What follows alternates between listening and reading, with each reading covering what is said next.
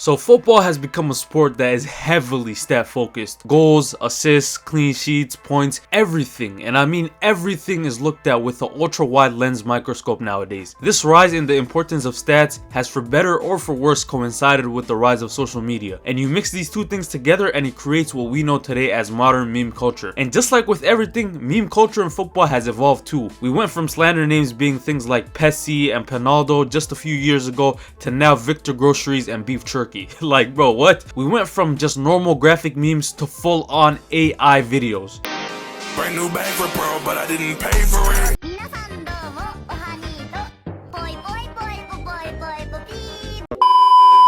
But today, I want to talk about the famous 007. With Wirtz and Cunha recently being the latest additions to this infamous list, what better time to look into the victims of the 007? First of all, what is the meaning of 007?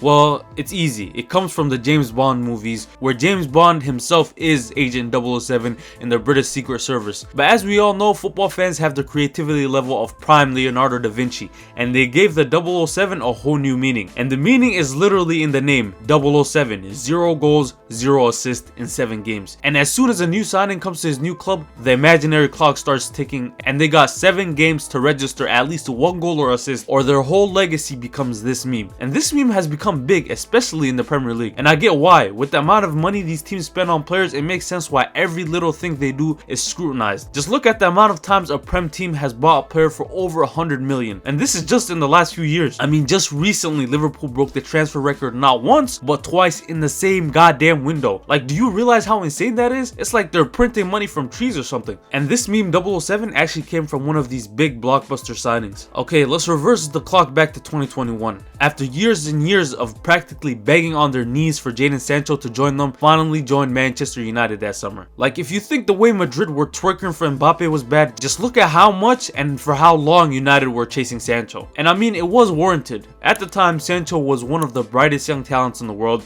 He was being compared to the likes of Mbappe and Haaland, and he was absolutely tearing up the Bundesliga. He had this mix of skill, dribbling, and he also got the goals and assists from time to time. But after he signed with United for 73 million pounds, he wasn't quite the same at his new club. Guess how many goals and assists he had in his first 7 games for United? Well, unless you have the cognitive ability of Patrick the Star, you probably said 0 goals and 0 assists in his first 7 games. Sky Sports Germany realized this, and in one of their shows, they jokingly put up this graphic on screen. It was a picture of Sancho wearing a suit, and above him, it said, "They call me 007," referencing obviously the James Bond movies. The 007 is kind of a curse because since this moment, Sancho's career has been going down and down and down and down and down. From being sent to the mountains by Eric Ten Hag, which to this day is genuinely hilarious to me. It got to a point where this guy was so garbage that they sent him to the mountains like he's Bruce Wayne or Naruto or something. And it even got worse when he got loaned to Chelsea, and by the end of the season, they were practically begging Manchester United to take him back. Even this summer, clubs were treating him like a hot potato because no one was willing to pay his enormous wages. It took till the very last day of the transfer window this summer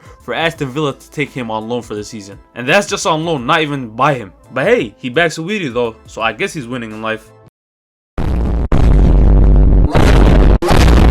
Oh yeah, never mind. But if you thought Sancho's career trajectory was bad, wait till you hear about a guy named Mykhailo Mudryk. See, back in January 2023, it was basically all but confirmed that he'd be going to Arsenal. I mean, just judging by the Instagram stories he was posting, it was very clear that he had one place in his heart, and that was the Emirates Stadium. But out of nowhere, Chelsea swooped in and hijacked the deal, buying him for 70 million plus another 30 million on add-ons. And as you can imagine, this transfer saga put a big spotlight on him, and rival fans were itching for him to have a slow start. But when he made his debut against Liverpool, it's safe to say that it was anything but slow. Bro was doing a madness. Dribbling, technique, pace, just like everything about his debut was absolute perfection. But this debut game was nothing but a pipe dream, a fairy tale, a fantasy if you may, because this game was really his peak as a Chelsea player, and he just got worse and worse as the seasons progressed. Like, look at this guy's post on Reddit from after that Liverpool game. Mudryk, Felix, Ziyech needs to be nailed on starters. So like, who's gonna tell him? Who is gonna tell him that in 2025, one of them will be playing in the hair transplant league, one of them was at a retirement league, and one of them is actually retired from the sport altogether and is now thinking of becoming a sprinter. But One thing I want to say when it comes to 007 players, it isn't always doom and gloom, because there are players who actually become decent and others who even go on to become legends. And I'm about to give you an example of each one. The first player that started off as 007 and has had a decent career for his club is Kai Havertz. Now don't get me wrong, I'm not saying he was out of this world or anything, but before his recent injury, we've seen a Kai Havertz who was scoring goals and was scoring big goals in fact. Is he the type of player that we thought he had the potential to be at Leverkusen? Well, the answer to that is no. But he did manage to have a career resurgence and was even Arsenal's top goal scorer last season in the Prem and in all competitions. But moving on to a player that started off as 007 but became a legend of the game, and this is going to be a surprise to most of you guys, it's Thierry Henry. Really? From 007 to arguably the greatest Premier League player ever. That actually blows my mind. And with that being said, that brings us to why I'm making this video in the first place. Florian Wirtz, the man of the moment, 007. Well, right now he's 009, but you get what I mean. Now, we all seen the memes, the AI videos, which are absolutely egregious, by the way. These footballers are good at dribbling, but I want to show them how a real woman spits.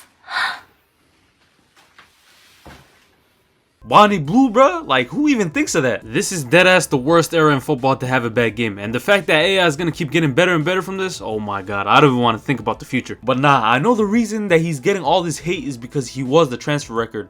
Well, at least for like a month before Liverpool broke it again with Isak. But the sheer fact that he cost so much money just put a laser right in between his eyes since the day he stepped foot in the Premier League. And the thing is, most people are just calling him out now because Liverpool went on a losing streak. Nobody seemed to care back in the beginning of the season when they were winning. And I'm not gonna lie, those wins were fraudulent if you actually look at the performances Liverpool were putting up. I mean, don't take my word for it. Just look at the results. Bournemouth, the first game of the season, they were bailed out by Chiesa's 88th minute winner. The very next game, 17-year-old Rio Ngamoha comes on and bags a late winner against Newcastle. The very next game, 3 back-to-back games by the way, Szoboszlai with one of the most beautiful free kicks ever to give them the win against Arsenal. And these were just the first 3 games of the season. And I could keep going, like Van Dijk's winner against Atletico Madrid in the Champions League. So yeah, as we can see, it was individual brilliance that's been carrying them through the very early part of the season. And now that they start losing is when people start getting onto Wirtz, acting like Salah hasn't been completely buns this season. And I'm not gonna lie, we might have to start some uncomfortable conversations about Mo Salah. Don't get me wrong though, I don't think Wirtz has been good either. Bro, it's so bad they started making up cardio stats for him.